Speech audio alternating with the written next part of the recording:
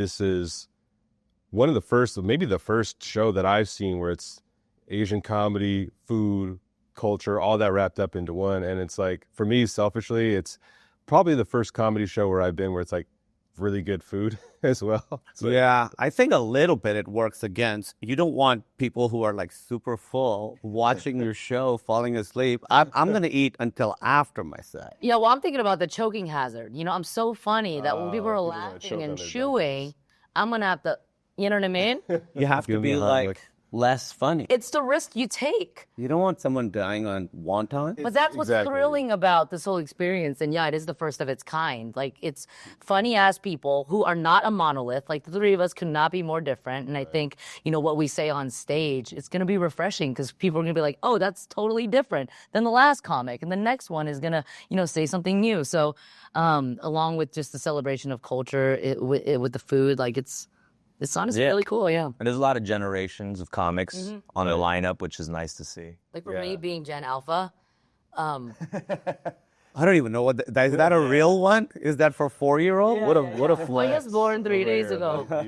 And so for this to be the first time I learned how to speak on stage. But even so, do you wish that maybe this is really great this is happening, but could you imagine something like this happening when you were coming up in comedy, like in the beginning? I mean, this is... I remember Kim's of Comedy. That was like a version of it. Right. So iconic with Bobby, Ken, and Steve Byrne. And yeah, that made me feel something, I will say. Like, oh, they're doing this thing that I'm intrigued by, you know, but also I didn't know how. When was that, Kim's of Comedy? Damn, Kim's of Comedy must have been like late 90s, maybe? Oh, like, wow. something like that. That must have been the earliest version of that. You see, a lot of people probably might not even be familiar. Yeah, taking us back. Yeah, I didn't know about the Kim's of Comedy. Yeah. I remember Russell Peters was like viral for whatever version of viral that was back then. Pre-cell phone version, yeah. There was a few comics that blew up off like Napster, and I think Russell Peters was like one of those guys, along with like Cat Williams. Yes. There was like a few specials that went crazy when file sharing happened. The everyday I'm hustling. That's a great special. Yeah. One of the things that's also kind of great about it is just, I feel like so much humor is derived from food and meals, things that you do with your family, friends. Why do you think food is a inspiration for comedy as like comedians? I mean, I think of food. Food is life, right? I mean, I think of the importance of food in my culture. Like, that's what, if you love someone, you sit down and you eat with them. So to me, food has always been, it's what brings people together. It's what brings family together. I always think, like, you know, when nations are fighting, we should just sit them down. Food from this area, taste each other's food. How can you be mad at each other? Right. You know? Like, it's amazing that India and Pakistan are fighting when our food is both fantastic. Yeah. Yeah. Exactly. I think honestly, a potluck is really the answer to everything, because just like laughter, you know, food brings people together, and there's this thing we have in common, enjoying something and realizing that we're not that much different, you know. And I think with, you know, the way our immigrant parents communicate is through food, you know, have you eaten? That means I love you. Yeah. You know, so for us to kind of, you know, put a spotlight on that and also not take it too seriously. I think for me, being a part of a festival like this, it's a reminder that we're making fun of ourselves. Right. You know, like, we're reclaiming our identities because we've been punchlines for so long within society, within this country, and within Hollywood, that now it's like, honey, I'll take it from here. Right. You know what I'm saying? So that's what's cool about this collective. I'm really excited just to see just back-to-back Southeast Asian comics, you know, talking about experience and see the different ways they tell maybe a similar experience. You know, I remember like when I was coming up in the rap game and I was battling, the first time I battled like another Asian rapper, I was like, what are we gonna say? You know, it was kind of a huge deal at the time, just because we're like always battling and we're being the punchline so many times, and we've heard it all, the obvious stereotypes and stuff. Oh, yeah. So we were like, what are we gonna use against each other? And he had all these angles of like, nah, you're more the stereotypical Asian, and like there was different angles, and there was more like nuanced stuff about Asian culture at the time that we were bringing up and almost introducing to the world. So I feel like we're going to get that a lot with this lineup. Yeah. No, comedy is definitely the outlet, I think, to get a lot of information across to people who maybe thinking about it, but just don't know how to say it. Yeah. And so, and it's actually just great. It's a great forum to be able to talk about these things. And Kumail, I was just watching kind of an early cut of your upcoming special. Oh, you did? I reaped it. How did you get that? And what made me think about it was just like you've done so many different things with acting. All of you guys have, but like this is like your first special in a long time. Yeah. So what kind of really made you want to go back into I mean, you've been doing stand-up throughout this time, but what made you want to do like a special deal where you are in life? I stopped stand-up from like 2016 to like 2023. I didn't really do any stand-up. So what pushed you to get back into it? Well, honestly, it was the strikes. Yeah. I could do anything else. And I was like, I'll be honest, it wasn't like I'd been missing stand-up, but I missed being good at something that I wasn't good at anymore. I didn't like the feeling of like, I used to have so much confidence in this, and now it feels like that's a different person. And so in the strikes, I was like, I want to try again and see if I can if I still love it. So I set up 7 shows over 2 weeks because I was like, I want to recreate, what it was like when I was really doing it. Then the 7th show felt like old times. And so I was like, okay. And then I kind of did it for a couple months, and I got enough material that I was like, okay, now I owe it to myself to get a full hour and record it because I hadn't done it in 10 years. And I like that hour, but when I watch it now, there's stuff about it that, listen, I'm very proud of it, but it doesn't quite feel like me all the way. So I wanted to do a special that I was like, this is what I want to say at this point in my life right now. Yeah. So that's why I really wanted to put it out, Yeah. No, it feels like the right time to do that. Yeah. Yeah, it's really cool how the craft just keeps evolving, the authenticity of your, a status in life, whatever may be. Yeah, your age. I mean, everything changes. When I started up stand-up again, it was interesting. The first 2 weeks, I was doing well with the crowd, but I felt very nervous, and I think that kept me in the moment. As I became more comfortable on stage, I started doing less well. And then I was like, what's going on? I'm feeling more comfortable, but they're not laughing as hard. And I realized I was defaulting to the way I was on stage 10 years ago. And it felt insincere to the audience because they could tell he's doing something. He's not being himself. Ooh. And so then I had to be like, okay, so I have to let go of the way I used to perform and see how I am on stage now. And when I decided to do that and take away any obligation to do well, that's when it started to feel like, oh, okay, now I'm sort of feeling like a comedian again. Yeah, and you really do have to get into that groove because even after not doing stand-up for 2 weeks, you feel rusty in the set. You're rusty, It's such a vulnerable thing to do, I always say that stand-up is the only craft where you need an audience in rehearsal. Oh my God. We're writing these jokes. Is it going to be funny? Let's find out. Yeah. And it is deeply vulnerable. Yeah. Yeah. And the performance came back earlier than the writing did. I'd forgotten how to write stand.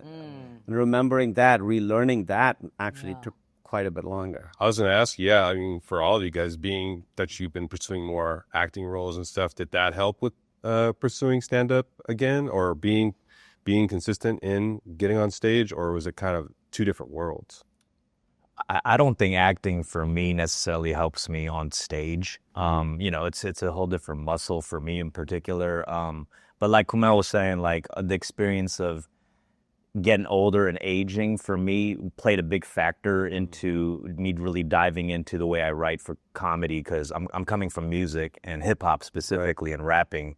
And I started doing that when I was 14 years old, and it had a lot of youthful energy to it. And as I got older, and there's a lot of things I wanted to talk about getting older, I kind of didn't want to apply it over beats. I didn't want to share those adult things over beats, about my finances and doing taxes. I didn't want to make doing taxes rap, But so I just felt like the way the medium really helped me talk about a lot of the things I'm going through. On stage and do stand-up. So it was an interesting transition, I think, for me to go into doing comedy in the last 10 years, just slowly being able to tell my story in a different way. Not that you can't do adult rap. You can be a full-blown adult rap. Okay. Yeah. Go ahead. What do you say? Pay or play? Okay, so I'm not... You got to pay extra for that. Right. I think, well, with acting and stand-up, the thing that they share at its core is you have to be in the moment. You have to be very present. Beyond that, there's a lot of differences. But really, if you're acting and I'm talking to doing a scene, I'm really supposed to like be there. I'm not thinking about what I just did or what I'm going to do. Same with stand-up is at its best when you're really just there in that moment. If you're thinking about what you're going to say next, or audiences can sniff that.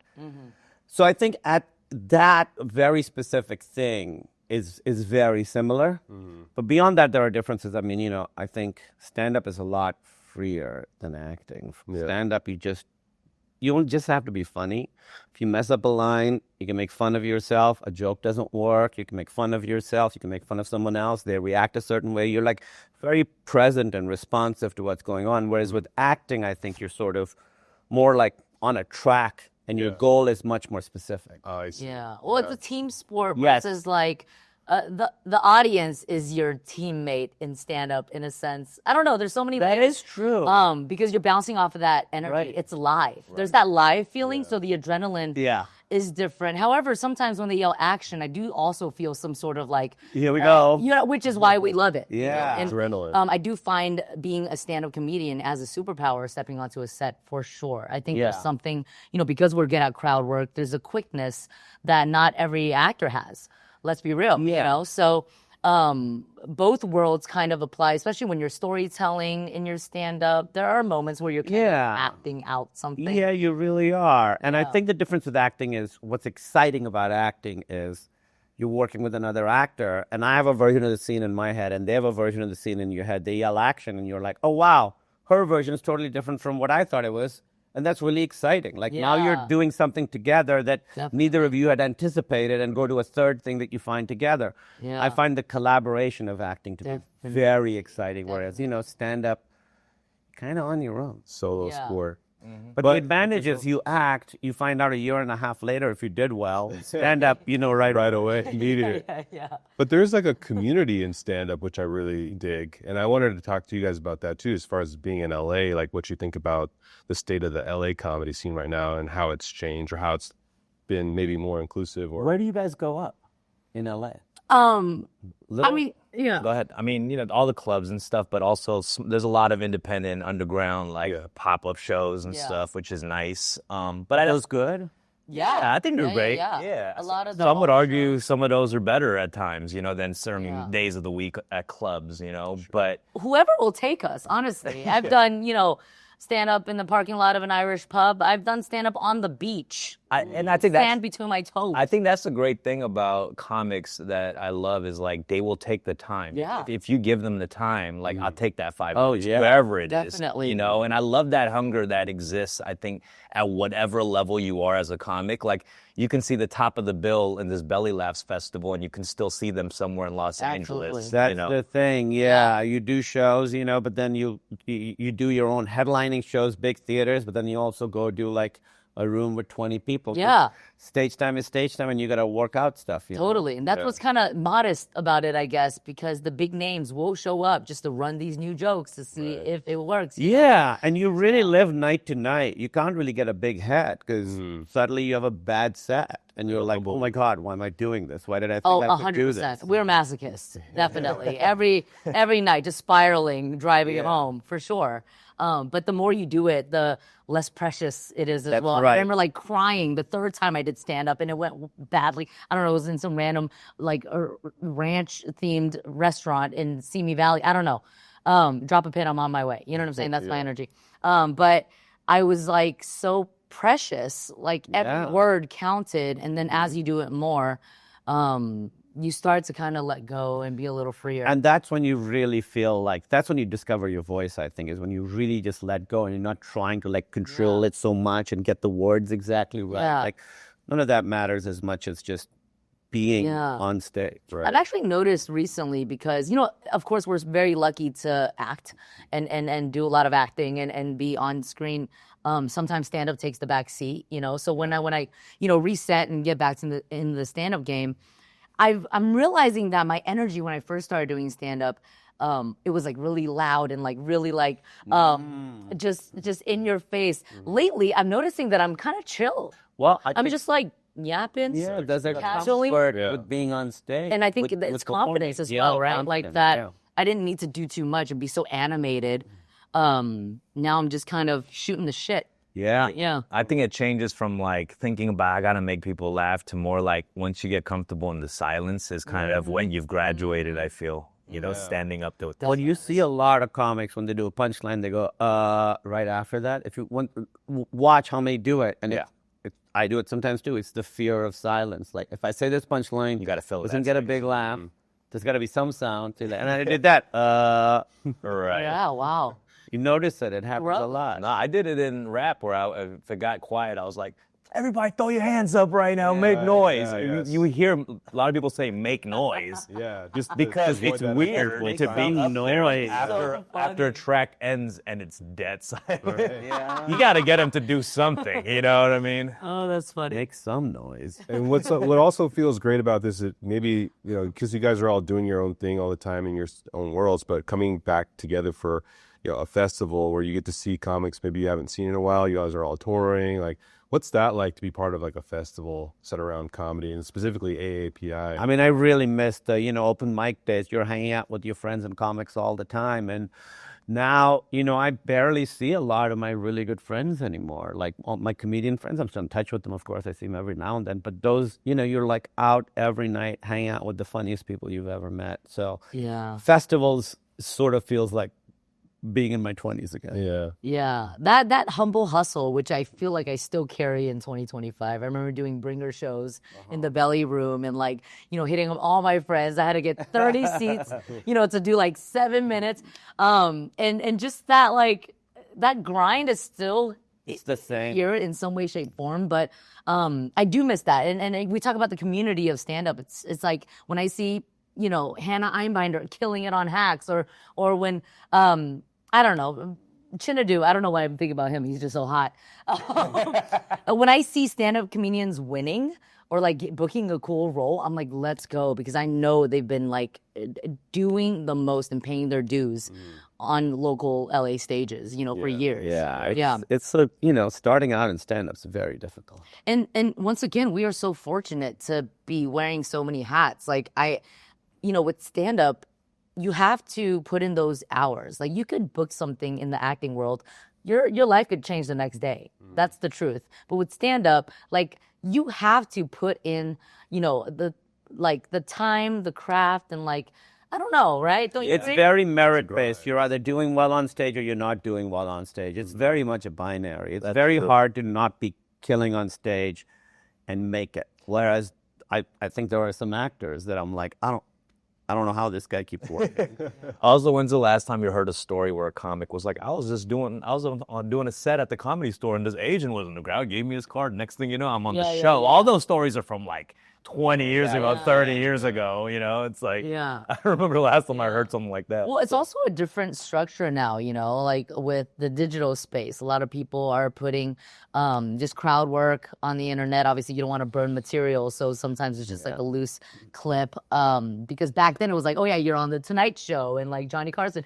And then you're famous the next day. Exactly. And now it's like there are different ways, which is kind of cool. I would say the internet is obviously a blessing and a curse, but the fact that, you can express yourself comedically just at your fingertips is something that, I see people taking advantage of. And because sometimes, it's not easy to get your name on a marquee. You kind of just have to express yourself. Well, exactly right. There's good and bad to it, but the good is it's more democratized. You don't need people to approve you before you find an audience. There's been great gatekeepers. I mean, I've certainly been at the mercy still am at the mercy of gatekeepers, But with the internet, you can kind of bypass all that. Yeah. I would say stand-up is one of those formats that's really benefited one of the most out of social media, I think. Like the clip culture. Yeah. The bits, bits just work great for the format of a 1 minute clip. But it certainly does. But I also think now people are writing bits that they want to make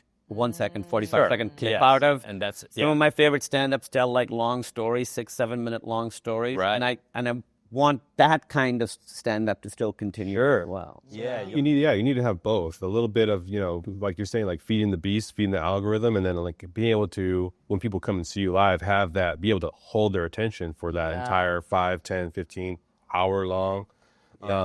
And so why are live events like this one, like Belly Laughs, like important for not only comics but fans to be a part of comedy?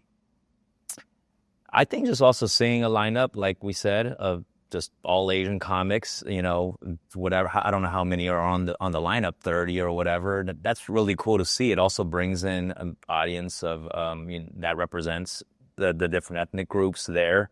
And I know when I was growing up, a lot of Koreans in my neighborhood like had never seen a stand-up show. I've done a couple of like all Asian stand-up comedy shows in my neighborhood, and a lot of people who are coming, it's their first stand-up show. Like, really? They don't even go to the Comedy Store, Laugh Factory, none of that. Like at a bar or something? It's like a coffee shop or a bar or whatever. Cool. So I just know, I think within that specific culture, like it wasn't a regular thing. And maybe it's changing for sure with the new generation. But I also know young kids who only watch clips online and they don't go to live comedy shows. Yeah, so it's still their first one. Yeah, for sure. It might be their first one. Mm-hmm. Yeah. I mean, historically, I feel like it would be one of us or like two of us on a lineup. Exactly. Never more than so two. To have all of us could only come be one. together, Usually just for one, yeah. Belly Laughs, it really is spectacular. And, I feel like with AAPI folks, I don't know if it's just society trying to define us and put us in a box, but it's almost like we just recently got permission to laugh at ourselves or something like that. I don't know, because we've been the punchline for years and years and years in the media. And I already said this, but like now it's like, oh, let's kind of exhale because this is a safe space. Right. That's kind of what Belly Laughs is giving. Yeah. Or more so, I think, we're giving ourselves permission to just like, I don't know, let loose and have fun. Yeah, I don't know. If anyone's going to roast my people, it's going to be me. Exactly. I think there's a little bit of that with comedy. I mean, with us as comedians, and talking about our own culture. Like, we got to take ownership of that. Yeah. It all comes back to representation, too. If you're not seeing a lot of AAPI faces on a lineup, you're not going to go. If you're not seeing AAPI faces on a movie poster, you might not watch, So they see themselves in this lineup, and I hope people show up and have a good time. I think it's that time. Like it just took this much time to get here. But I mean, let's be real. Every single year we have to reprove ourselves, but let's enjoy it while we're in the thick of July. Definitely, right? No, I can't wait. I know we've been talking about this for a long time and I've been seeing the poster, thinking about how this is all going to develop, and it's like just feels like we're right there now. So I'm glad that it's finally almost here. Yeah, I'm excited to try all the food. Yeah. I really am. Because you would have a go-to like comfort food, like as far as like. Well, mine, Pakistani food. Yeah. Which is pretty similar to Indian food, but there's regional differences. I really genuinely think it's the best food in the world. The restaurant I've picked is in Koreatown, and I think it's like, LA has a real dearth of good desi food, which is Indian, Pakistani, Bengali food. There's not that many, but this one place is fantastic and it's super authentic. What's it called? I'm edging. It's called Biryani Kebab House. Oh yeah, I go there. It's awesome. I order from there all the time. That place is amazing because that guy Kareem, who's the owner and the chef, first of all, amazing chef, but he's from the city I'm from, and his family's from where my mom's family's from. Yeah. So his recipes are my mom's recipes, my grandmother's recipes. Oh It's legit. So when I go, it's like exactly the kind of food I grew up. Nice. Wow. I'm gonna start crying. Oh, Yeah. No, that's how you know it's good. It's so good. Yeah. What about you? I mean, comfort food for me is congee. Rice porridge, just wet grains of just the American dream, with some like salty egg yolk or like pickled, mustard greens and like pork sung, the works. I could probably eat that every single morning. Oh, yeah. Just a simple girl. Yeah, I think a lot of our favorite foods is our, stuff we grew up on in our culture, which would be weird if it wasn't for certain people. I have a friend who calls his mom's the cooking trash. Well, some people's mom cooking is trash. Yeah, but it's like people's ways to Professionally. hear it. You know, you're like, are we allowed to say that? Like, it's just an Trash insane that thing. makes us feel nostalgic. That's true. That's true. Safe. Yeah, I mean, you know, my like death row meal, like my last meal would be like kimchi jjigae, which is kimchi stew, with a short braised rib, which is galbichim, Yeah. and just all the side dishes, like 24 of those, little small plates, you know. All right, can we cut so we can just go eat? I know. I'm Starving. famished. You're treating? Hey, LA Times. Let's go. Put it on the tab, baby. Like, does that mean you had a budget or no? You know, newspapers are thriving right now. so. Yeah.